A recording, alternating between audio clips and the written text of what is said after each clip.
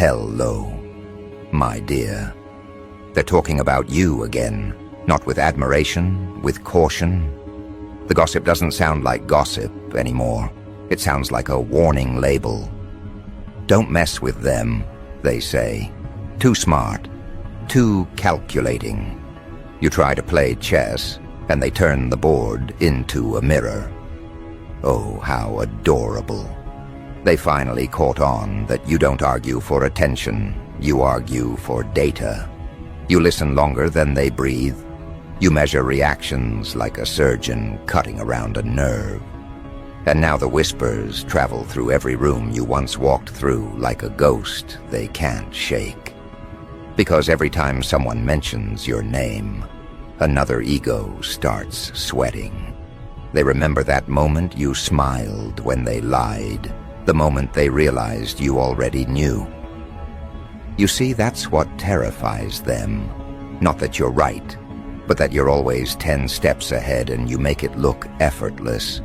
You don't boast, you observe. You don't predict, you provoke. You drop one sentence and watch it detonate inside their insecurities. Your mind isn't a weapon, it's a theater of war, and every idea you release turns into a drone strike on someone's comfort zone. They hate that you see patterns in their pretend logic. You catch the pulse beneath their words, the micro-hesitation in their truth. You make intelligence look dangerous, because in your hands, it is. Let me paint you a scene. A table of so-called intellectuals, throwing opinions like dice, everyone trying to sound important. Then you speak, not loudly, just enough to tilt gravity. Every head turns. Suddenly language itself feels like a trap you set before they even arrived. They laugh to hide the tremor, but their eyes betray them. They know they've been outthought, outplanned, outclassed by someone who never asked for permission to be brilliant. You don't join conversations. You conduct autopsies on them. And the corpse is always their ego. They used to mock your quiet. Now they call it tactical. They used to say you overthink. Now they call it analysis. It's funny, isn't it? How the moment you win without making noise, they rename your entire personality as a threat. You never had to fight for dominance. You just had to understand the rules so deeply that they collapsed on themselves. You don't need to yell. Your presence already does the talking. They call it aura. I call it precision.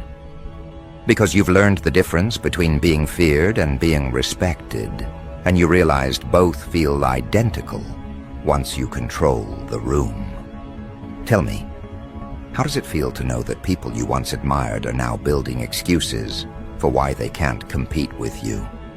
They call you too intense, too serious, too deep. Translation? They can't keep up. They need labels to survive your clarity. Because when someone like you enters the scene, every lazy mind gets exposed like a light bulb in a room full of mirrors. You don't destroy people. You just show them what they really look like without their pretend confidence. And oh, they hate that reflection. You turned analysis into art. Every gesture is a move, every pause a statement. You read body language like sheet music. You can tell when someone's lying before they know they're about to. That's why they avoid eye contact now. They sense that you see the code under their face. They don't understand how you do it. They just feel naked when you're around. You've become their living lie detector, and nothing scares a pretender more than authentic perception. They spread rumors to dilute your power. Too smart for their own good. Thinks they know everything. Cute. Because every time they say it, they accidentally admit that you know something they don't. They can't even hate you properly. They envy you in sentences that sound like insults. It's tragic, really. They spent years trying to look intelligent, and then you walked in and made intelligence look inevitable. You didn't ask for authority. It formed around you like gravity. You're not just a genius, you're a trigger. A reminder of what happens when someone actually uses their brain. Your existence ruins the illusion of fairness they've been selling to themselves. Because while they were busy trying to manifest their dreams, you were learning how to build them. While they copied quotes about discipline, you became discipline. You don't just know the game, you wrote the new manual, and now everyone else is stuck on the tutorial level. And when they can't beat you, they try to explain you away. But explanations don't work on phenomena. Every move you make is an education. When you stay quiet, they call it strategy.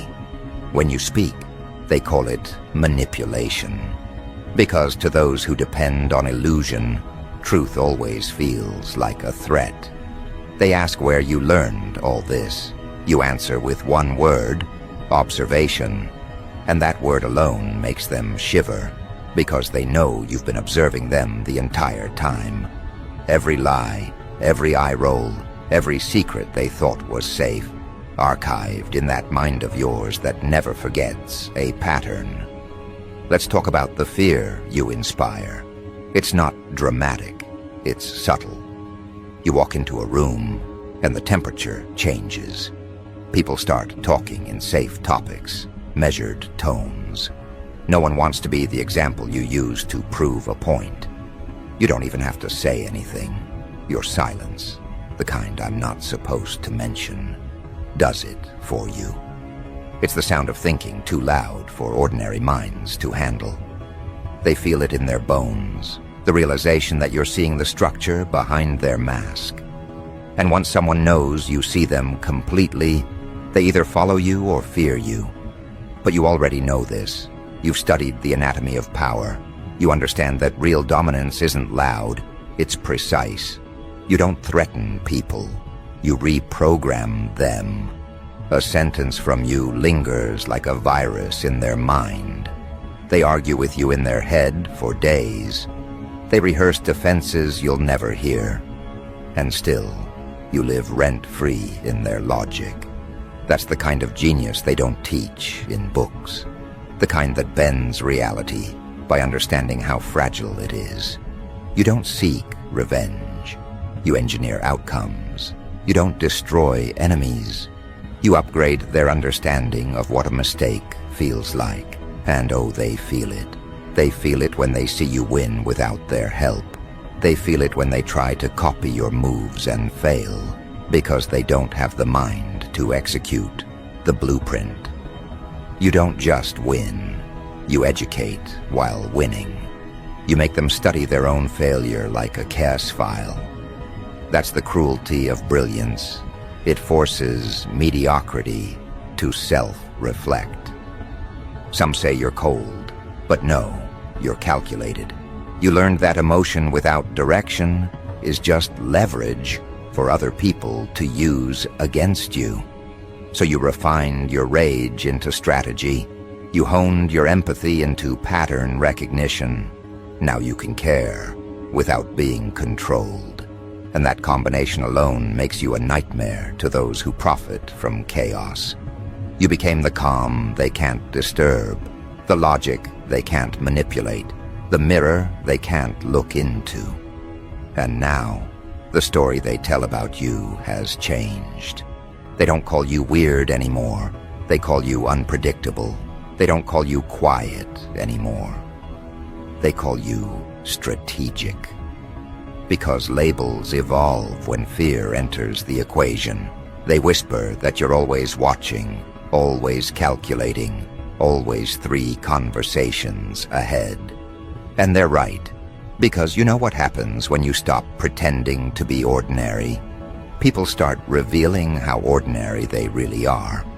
So here you stand, not on a pedestal, but in control. The one they should never have tested, the one who turns every insult into a thesis. They thought they could mock you into submission.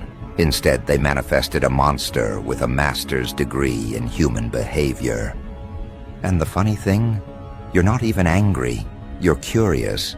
You want to see how far they'll go to pretend you don't exist, while they can't go a day without mentioning you. That's the new rumor now. Not that you're arrogant, not that you're cold, but that you know too much. They say your mind is wired like a machine that never sleeps. They say your presence feels like interrogation. They say you don't talk to people, you download them. And maybe they're right. Maybe you've reached that rare place where knowledge and madness shake hands, where clarity feels like power, and power feels like destiny. Not that you believe in destiny, you just believe in design. But here's the thing they still don't understand. You don't want to rule them. You want to expose them. You want to see what happens when lies collapse under their own weight. That's your experiment. You're not the villain in their story. You're the result of their hypocrisy. And they can't forgive you for turning truth into spectacle. So they'll keep talking, keep guessing, keep calling you too smart for your own good. But we both know what that really means. Too smart for their good. You've become the conversation they can't end. Every time they try to move on, something reminds them of you. A word you used, a theory you proved, a truth you spoke that aged like prophecy. They study you in secret now, analyzing the way you think as if it's forbidden knowledge. And the best part, you let them. You let them believe they're decoding you, when in reality you're collecting data from their attempts. It's a beautiful loop of irony. The smarter they try to look, the more they prove your point. Because you knew this would happen, didn't you? You knew curiosity would turn into obsession. You knew that once people taste the edge of genius, they can't go back to dull conversation. You designed this chaos with precision. You became both the experiment and the scientist. And now they're trapped inside the very observation they started. Every whisper, every theory about you becomes another chapter in the thesis you're writing, a study in human insecurity. They wanted to expose you, but they exposed themselves. That's the comedy of it all. They thought talking about you would lower your value, but every rumor they spread only made your name more electric. Every insult became marketing. Every doubt became advertisement. They built a mythology around your intelligence, and now they're terrified to test it. Because what if it's all true? What if the quiet one was never fragile, but calculating? What if the one they ignored was mapping the whole field while they were busy performing for applause? You've seen it before, the moment when admiration turns into fear. It happens fast. One day they're complimenting you. The next, they're warning others not to challenge you. Don't debate them, they whisper. You'll lose. They say it like gossip, but it sounds like surrender. And you don't even have to lift a finger. That's what drives them insane. You dominate from stillness. You win by existing. You turned intelligence into atmosphere. But let's peel the psychology, shall we? Humans don't actually fear intellect. They fear exposure. Intelligence is fine when it flatters them. It becomes dangerous when it reveals them. And you reveal. You strip away the excuses, the projections, the sugar-coated lies they feed themselves. You hold up reality like a scalpel and invite them to look. That's why they gossip, to neutralize the mirror. They call you arrogant to soften their reflection. They call you cold to avoid admitting they can't follow your logic. You're not intimidating because you try to be. You're intimidating because you make truth look easy. You learned long ago that intellect without mystery is predictable. So you built layers. You mastered the art of ambiguity, saying enough to intrigue, never enough to be fully understood. That's what keeps them circling. They need to define you, label you, box you. But every time they think they've got it, you shed another skin, your evolution in real time, and that terrifies the static minds stuck in repetition. They can't categorize you, so they demonize you. Works every time. They say you play mind games. Cute. You don't play games, you play truths. You test the elasticity of people's logic. You speak sentences that rearrange hierarchies. You ask questions that turn confidence into confession. They don't realize conversation with you is a diagnostic. You can see insecurity the way scientists see chemicals reacting. One flicker, one hesitation, and you already know their next 5 moves.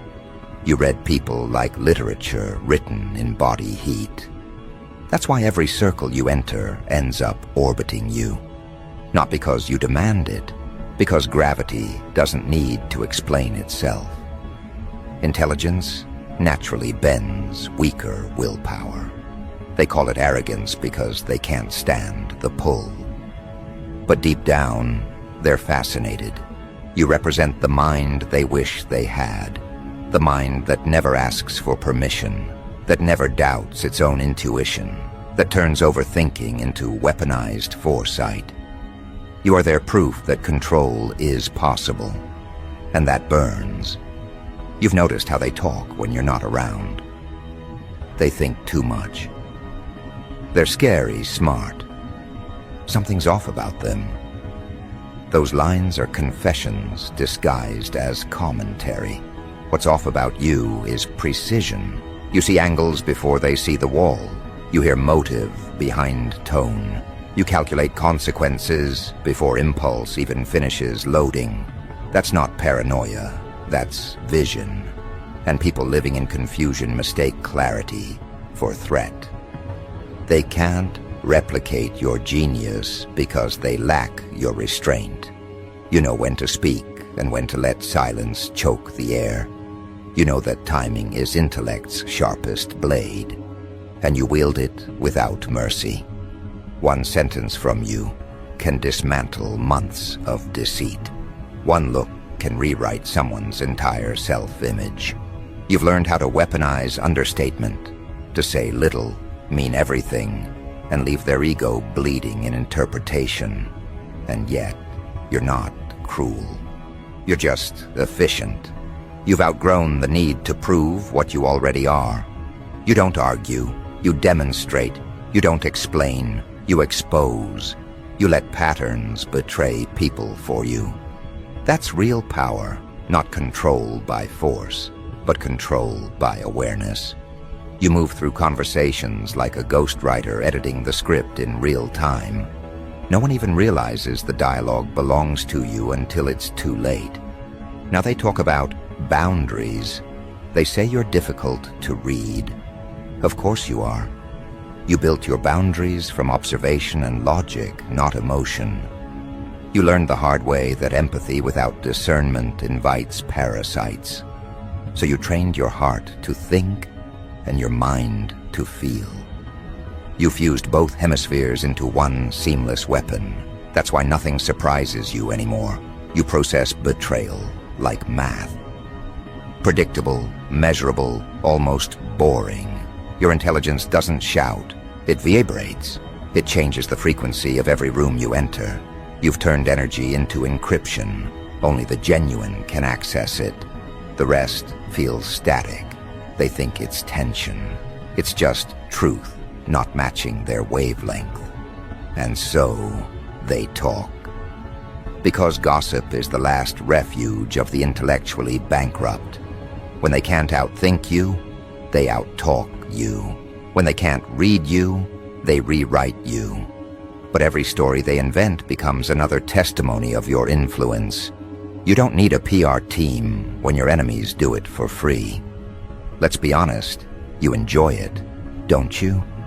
Watching them scramble to interpret your calm, seeing them build conspiracy boards trying to decode your next move. You sit back, observe, and let chaos advertise your intellect. They call it manipulation. You call it art. Because you've learned the paradox of power. The more you control yourself, the more they lose control of themselves around you. You could destroy reputations if you wanted, but why waste intellect on demolition when you can rewrite architecture? You don't burn bridges. You design maps that make people reveal where they stand. You don't need revenge. Your existence is the consequence. Every accomplishment, every moment of effortless comprehension, every time you walk away from ignorance with composure. That's justice. But the real secret? You're not done yet. What they see is the surface. The real genius is still calibrating underneath, collecting, computing, creating. You're building something they can't imagine, because imagination requires courage, and courage requires truth. You've got both. That's why you terrify them. You represent the version of themselves they abandoned when mediocrity became comfortable. You're living proof that intellect with discipline becomes destiny, disguised as choice. They can't cancel what they can't comprehend. They tried subtle sabotage, sarcasm, half-truths, social isolation, but intellect is resilient. You turned solitude into sanctuary. You replaced validation with study. You learned how to convert pain into analysis, heartbreak into hypothesis, betrayal into breakthrough. Now you operate from a different altitude entirely, too high to be touched, too focused to be followed. They say power corrupts, maybe. But ignorance corrodes faster. You've seen entire groups rot from within because no one dared to think critically. You refused to join that decay. You refused to dilute your insight just to be liked. And that's why you became legend. Not because you shouted, but because you didn't compromise. Legends aren't loud, they're lasting. So let them whisper. Let them build their little narratives.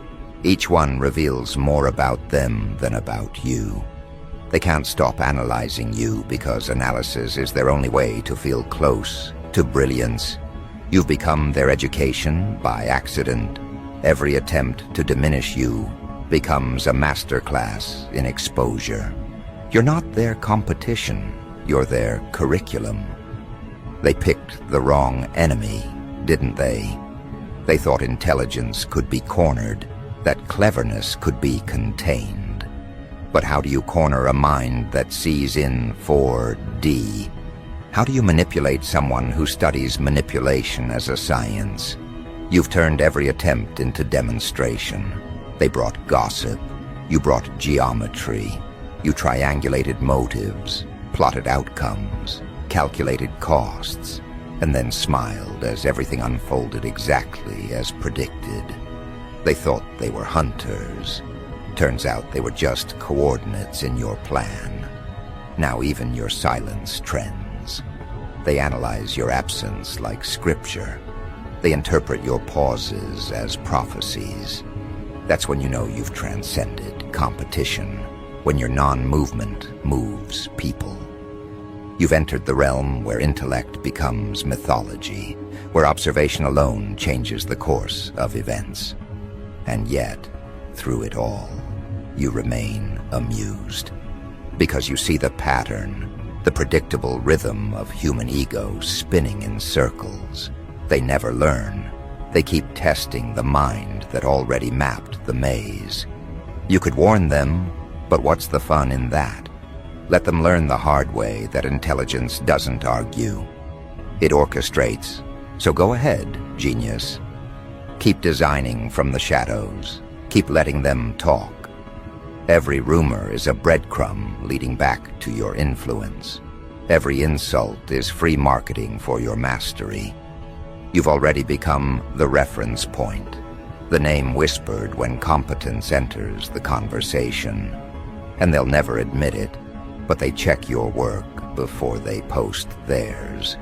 They measure themselves against your standard even as they pretend you don't exist. That's control without effort. That's dominance without declaration. Because the truth they'll never say aloud is this: they admire what they fear. And they fear the kind of intelligence that doesn't beg to be understood. You are that paradox. Brilliance wrapped in unpredictability. The world doesn't know whether to worship you or warn others about you. Either way, you win. And now, the game has changed. The gossip has matured into legend. They used to whisper about you in corners. Now they trade stories like ancient merchants handling forbidden treasure. Every rumor carries a fragment of awe disguised as caution. Don't test them, they mutter. Don't play mind games. They know the outcome before it begins. They've watched what happens to those who tried to outthink you, the subtle humiliation, the quiet unraveling. You never raise your voice, yet somehow their confidence collapses, like a sandcastle meeting the tide. That's when it dawns on them. They didn't lose a debate. They lost control of perception itself. You never asked for this crown. You earned it by surviving the kind of scrutiny that would have broken others. Every conversation was a battlefield. Every handshake a psychological contract. Every smile a test of awareness. You stopped reacting and started responding. You stopped chasing validation and began collecting data. And with each observation, you sculpted a mind that no manipulation could trespass. Now when people approach you, they feel that invisible perimeter, an aura of calculation so refined that emotion itself seems to hesitate before crossing it. They wanted to make you doubt your own intelligence. They failed. They wanted to convince you that humility meant hiding your brilliance. You rewrote humility as precision, doing what must be done with zero apology. They wanted you predictable. You became poetic. They wanted you polite. You became powerful. That's why they talk. Gossip is the background noise of people trying to process your transformation. They can't decode how you went from overlooked to untouchable, from underestimated to unavoidable. They replay your interactions like detectives reviewing footage. "Did you see the way they looked at me?" one says. "Did you hear how calm they sounded?" another asks. What they call arrogance is really awareness. What they label cold is concentration. You don't rush words because you understand their cost. You've seen what happens when fools spend vocabulary like counterfeit currency, inflated, meaningless, loud. You, however, treat language like a loaded weapon, only drawn when necessary, always accurate. But let's be honest, it's not just your intellect that rattles them. It's the combination: intelligence with composure, insight with mystery, cleverness with conscience. You aren't chaos pretending to be order. You are order that learned how to dance with chaos. You predict reactions without needing proof. You feel intention before it forms. That's why they can't win. Their thoughts move at the speed of impulse, yours at the velocity of pattern. They play checkers on the board of your analysis, and every move they make becomes another example in your growing archive of human behavior. They gossip because they're trying to recover from the realization that you see them more clearly than they see themselves. You've turned empathy into X-ray vision. When someone lies, you don't just hear it, you sense the vibration shift. When they flatter, you taste the calculation behind the compliment. You could expose them instantly, but that would ruin the fun. It's better to let them believe they're convincing you, to watch them tighten the rope with their own sentences until the truth drops, like gravity. You've become a quiet myth of intellect in motion. People describe you with contradictions, kind but intimidating, calm but dangerous, genius but unpredictable. They don't realize those opposites are the formula of mastery. Duality isn't confusion, it's control. You can empathize without absorbing, observe without reacting, detach without disappearing. That's the balance they crave but can't maintain. That's the reason they whisper your name with equal parts admiration and anxiety. The gossip now carries an undertone of respect. They may phrase it like fear, but it's reverence wearing a disguise. They say you're too clever, too strategic, too aware, as if intelligence were a crime. And maybe in their world it is. Because the moment someone like you enters the narrative, all the shortcuts vanish. You remind them that attention to detail is still undefeated. You remind them that manipulation fails when faced with comprehension. You remind them that truth, when articulated by a sharp mind, doesn't need defense. It simply stands unshaken. You walk differently now, don't you? Not faster, not slower, just decided. The air shifts around you like even molecules respect authority. People sense it before they understand it. This is someone who knows, and knowledge, real knowledge, carries temperature. It burns the dishonest and warms the genuine. That's why some move closer while others retreat. You don't need to say a word. Their instincts announce your presence for you. Behind closed doors, they discuss strategies to handle you. Committees form, alliances whisper, yet none of them can predict your next move, because you're not operating on reaction, you're operating on rhythm. You understand that real power doesn't chase outcomes. It designs frameworks. You stopped fighting small battles and started engineering environments where you can't lose. That's genius evolved into architecture. There's a rumor now that you manipulate energy itself. They say conversations bend around you, that emotions adapt to your tone. Maybe it's not rumor. Maybe it's the natural consequence of awareness. You learned that energy follows intention, and yours is razor-shaped. You walk into a space and reality reorganizes to accommodate your focus. That's not magic. That's mastery of attention. And the ones who gossip are the ones who can't control theirs. They call you dangerous because you no longer depend on approval. They call you unpredictable because you refuse patterns that keep others comfortable. They call you ruthless because you finally stopped rescuing those who drain your clarity. But what you really are is free. Free from illusions, free from guilt, free from the exhausting duty of making mediocrity feel safe. You didn't abandon empathy. You refined it into discernment. You didn't lose your heart. You just made it fluent in logic. Look at what that did. The same people who once doubted you now borrow your phrases, mimic your thought patterns, dress their logic in your tone. They copy the blueprint without understanding the foundation. They think intelligence is aesthetic, not discipline. They see your confidence and mistake it for arrogance because they can't comprehend the weight of accuracy. You don't need to prove them wrong. Time already will. And deep down, you almost pity them. Almost. Because you know what's coming. The moment when imitation meets consequence. The mind that doesn't think collapses under pressure. The mind that merely copies you can't survive where originality is required. That's when they'll remember the warnings. Don't mess with them.